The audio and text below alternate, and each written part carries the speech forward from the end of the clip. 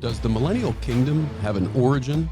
It does, and Psalm 90 verse 4 is the key that reads, 1,000 years in your sight are like a day. In case you don't know, the millennium is Jesus' earthly kingdom described in Revelation 20. It's described as a time where Christ will reign on the earth with his saints for 1,000 years. Yet this entire concept actually finds itself rooted in preceding ancient Jewish literature found among the Dead Sea Scrolls like the Book of Jubilees. And the early Christians, along with the authors of Scripture like Peter, John, Jude, and the author of Hebrews, probably Paul, actually read these texts because they cite them regularly. In fact, our opening scripture in Psalm 90 was seen as the key to understanding all of Earth's history in light of the 7 days of creation. In other words, history would unfold over the course of 7 millenniums, the last of which would be characterized by the reign of Messiah on the earth. Here's the actual quote from Jubilees 4:30, given to Moses on Sinai, about how Adam's lifespan of 930 years was the equivalent of 1 day, since God said in Genesis 2:17 he would die on the